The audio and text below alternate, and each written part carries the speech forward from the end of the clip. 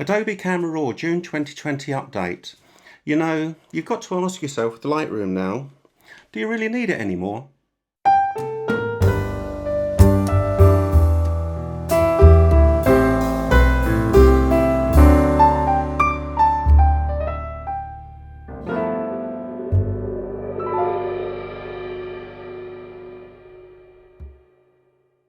At last, Adobe have almost got Camera Raw correct. I've been using Photoshop since the 1990s, and for years I've been asking for them to move everything to the right hand side, and that includes thumbnails. Well, they have got it partly right. They have got thumbnails down to the bottom part of the screen now at least. But seriously, Adobe, couldn't we have the thumbnails on the right hand side just like in Capture One Pro? You've mentioned real estate this time, and with big screens we really want to keep that to a minimum, and having everything on the right hand side really helps with your mouse. And another minor point is keyboard shortcuts.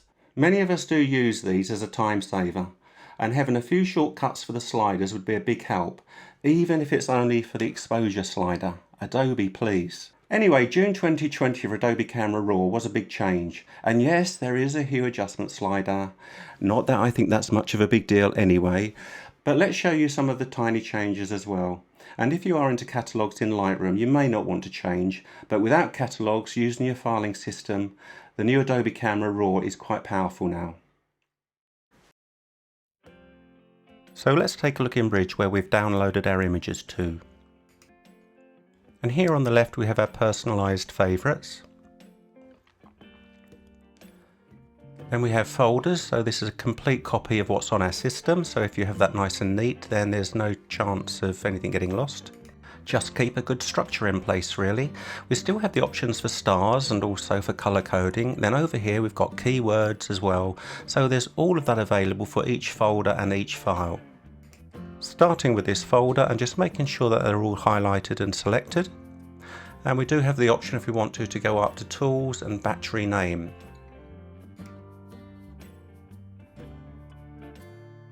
This may be something that you want to do after you've gone through the first edit. As I mentioned earlier, we can go to keywords, and if we want to put in some of these keywords, there's options there for you, and you can make your own and just build on these. As you can see, this is search structuring, very much like Lightroom in itself. That's a pretty good system for cataloguing, and I know it's not as strong as Lightroom, but for most people I think that is enough.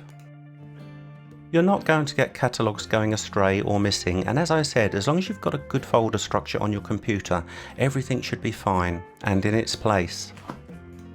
For my first edit, the way I like to do this is to click on the first image and then click on the space bar.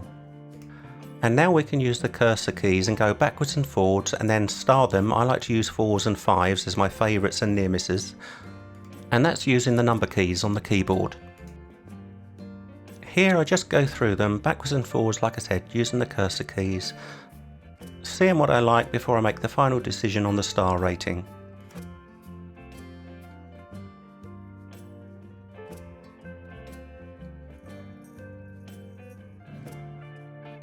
You can make this quite quick when you get used to it.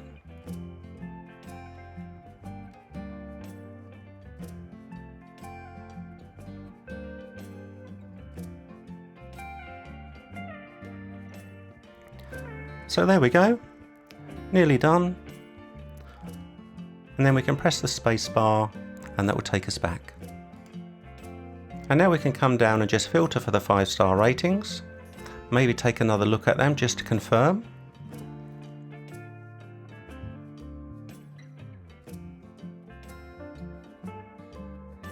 I'll give that one a green label with Command A as my overall favourite. Now select all of them with Command A and open them up in Camera Raw with Command R.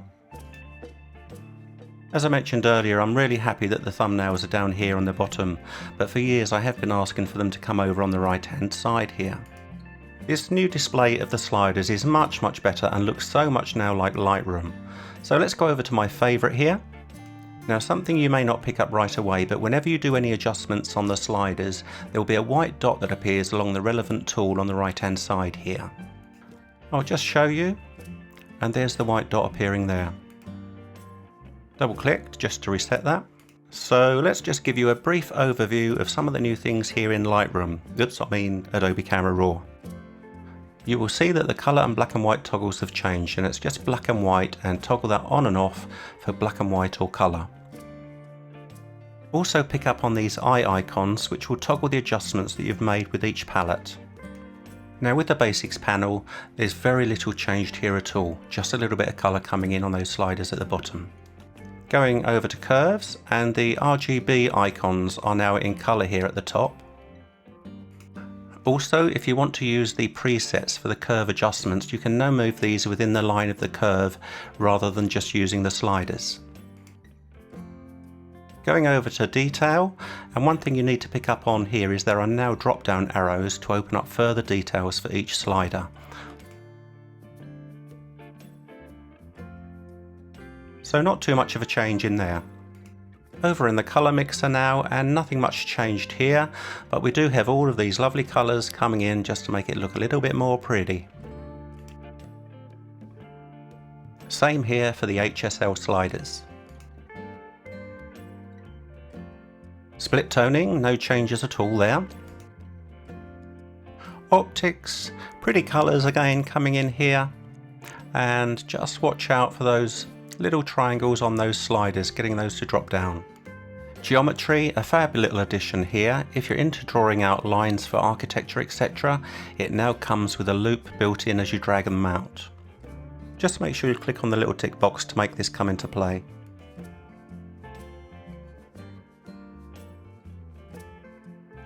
Moving on to the last couple of areas. Effects, there's no changes here at all. Again, just watch for those drop down triangles. And then over to calibration, and again no changes there, just some colour coming in. You may have noticed I have this set up in solo mode, and you can do that just by right clicking and go for single panel mode. If we go to the crop tool, that has now disappeared from the top and sits down here. You can still use Command and the bracket keys to rotate from the keyboard though, which is how I work, but also pick up that the flip options are down here as well. Onto the Heal tool, and there are no changes here, but at last they've put visualize spots somewhere sensible so you can see it. If you've never used this, do give this a try. If you've got a sky in your image and you have dust on your sensor, this hopes no end. But you get an idea here, you can see little spots here that maybe you might want to tidy up, but with such a low key image here, there's going to be very few that turn up even from the sensor. Over to the adjustment brush. So these have moved up to the top here, so just notice that, and then there's a slight difference in the icon for adding a new brush. We've got your overlay and mask options at the top there, which is a bit more sensible. Then the usual options down here, and this is the new hue slider. Now a lot of people are making an awful lot of fuss out of this, but for me, I still don't think I'll probably use it much. If ever I want to change the hue on an image, it is usually very, very subtle. And I would do that with the adjustment brush, but I would generally use temperature and tint. So this is not too much of a big deal for me, but if you're into changing major colours, then yeah, this may work better for you. Anyway, let's take you through this, and we'll start by moving the cursor off the central neutral spot.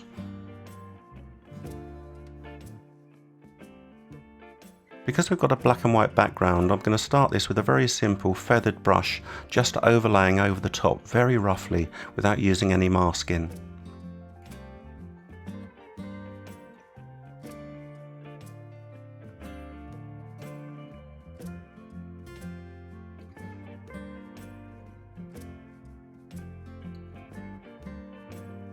Now the only reason this is working so well with such a messy mask, let's show you the mask, is because we've got black and white under here, so that's not accepting the green that's coming through. If there were any other colours under here, that with such a messy mask, that would come through as well. So don't think it's as easy as that, masking these colours and then changing them with the hue adjustments. So let's maybe have a look at the lips, see if we can do something half decent. And bearing in mind Photoshop's mask tool has been improved, so it could be worth looking at this more in Photoshop rather than staying in Adobe Camera Raw for this. So let's get started with a mask. 100% density, and I'm going to bring the feather down for this. I usually work with a 100% feather, but with fine masking I tend to keep that feather further down from 100. So I'm just going to do a mask on the inside, just to get the parameters. There we go.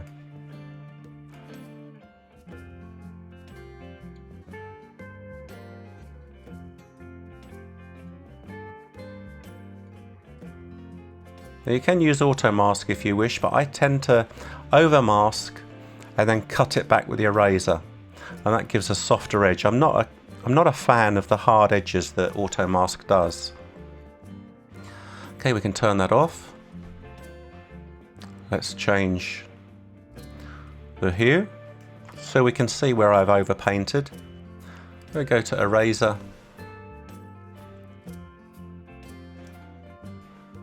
I'll just cut that back. A little bit more delicate with this.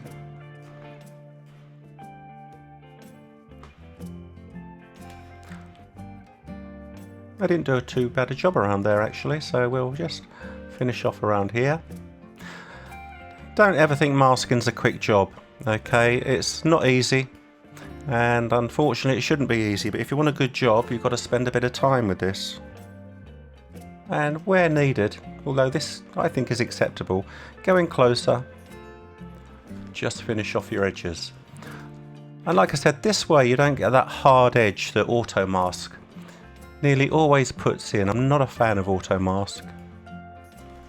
So let's zoom out and let's have a look at that.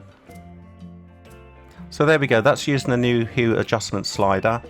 One with a very sloppy mask if you want to cheat and you've got black and white behind it, or two, spending a little bit more time on the detail. Back to our other image, and all of these options down here remain the same. And one great improvement we have here is reset sliders automatically. So when we add another brush, we can start working with 0 on all of the sliders. I think that's a good move. So the graduated filter very much along the same lines as the brush, and it's also the same when we go to the radial filter. Red eye, there's no change there. I'm glad to see that the pet eye is still there. If ever you need to put a highlight in an eye on a human, try using the pet eye. One of the things it actually does is put a highlight in, and it does work most of the time. So give that a try if you've never seen that. Snapshots are still there. I'm so pleased because I do use snapshots a lot, so we can actually record and save our work as we go along. And presets automatically come over, so no change there. So you can see I have my own presets here that I've saved and kept as favourites. And down at the end we've just got some other options that were there before in the menus. So no changes there. The hand tool has moved down to here, which is actually the space bar on the keyboard to bring that into play. And we still have our colour sampler options here as well, which appear up in that top left hand corner. So a lot of real estate to get through on that one. We do now have a grid available, which is really useful. We can change the grid size and also the opacity. Now if we go back to the crop tool, one change that I really like is we now have the option for overlays on the crop tool. And you can cycle through these, a little bit different than Photoshop and Lightroom for some strange reason, but I'd prefer it on O, but it's Alt and V to cycle through these overlays. So you can choose what you want to work through with these, and where you have asymmetrical overlays we can actually cycle those through with the Shift and V key, so we can flip those around. So that's really useful if you want some sort of aid for your composition. We also have an option to hide the film strip down here if you want to. Something that you will need to get used to if you've been working in Adobe Camera Raw for some time is we do have these icons come up here. They can get in the way a little bit. I've made the thumbnails a little bit bigger to stop that, but it's here where you can save individual images, and it will bring in some presets as well. And if you want to go through ratings and mark them, you can do that as well. Now more importantly, with large numbers of files we do have the copy edit settings. I tend to, and I'm still using, sync settings. I would select one. Let's just make a change in the settings. Then select by holding Shift down however many more I'd want to actually sync. And then you can either right click and sync, and that's the normal synchronize box that would come up. So it's still there, just in a different place. And the other way to do that is press Alt S, and that can bring that up as a keyboard shortcut. So just finishing off, in the more image settings we have set raw defaults. Here you can access the Camera Raw Preferences window and make any changes you need for your machine and your workflow. You can also access those from the settings up here. And we also have full screen up here. That's a very quick overview of most of the new things that have come through on Adobe Camera Raw. And hopefully you'll agree that we are very close now to Lightroom in Adobe Camera Raw. And as I said at the beginning, if you're not worried about catalogues, you might just say to yourself, why do I need Lightroom? This is doing everything that I need. And if I need to go any deeper, I just open up in Photoshop like I would in Lightroom.